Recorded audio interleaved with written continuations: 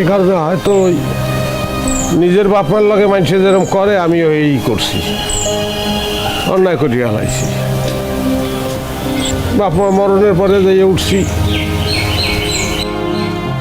চাচার সংসারে চাচা আর চাচি যে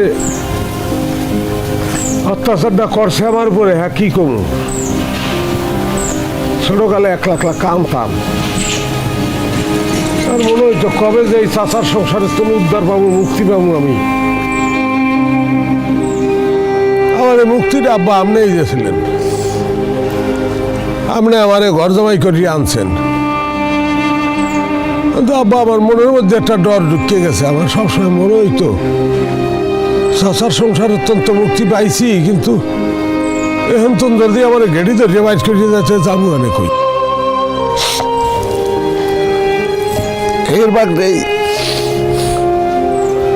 আমি সবসময় একটু হ্যাডম দেখাইতাম, সবাইকে প্রেশারের উপর রাখতাম যাতে ব্যক্তি আমার উপর ডরে থাকে।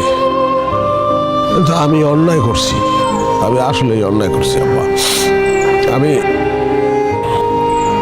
আপনার আসলেই বাপ মনে করছি, আমারে মা মনে করছি, আসলেই তো নাই কেউ আমার।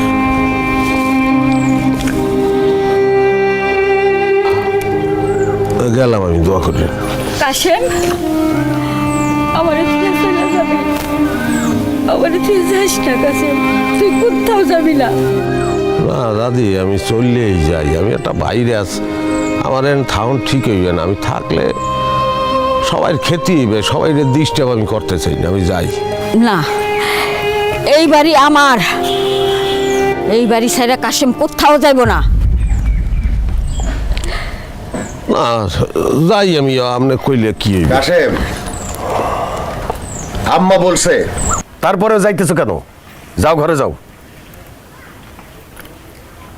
এই মুহূর্তটার জন্যই আমি অপেক্ষা করতে আসছিলাম।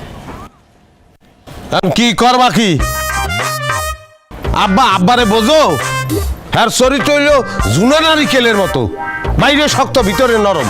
এই লোকটা কষ্ট পাইবে, আর আছে কেউ আমরা ছাড়া কইতে হইতে বসে যাইবে।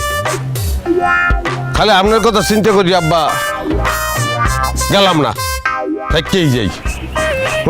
এটাই ভালো হয়। লাও ওটো, ঘরে ওটো।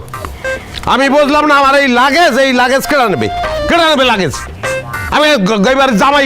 এই দাঁড়া, কি তুই কইছস না একটু আগে তুই জামাই না পোলা? হয়, পোলারে যেমনি পিটাইয়া শাসন করতে হয়, আমি কিন্তু তোরে পিটাইয়া শাসন করব তোর ব্যবহার যদি ভালো না করস। কি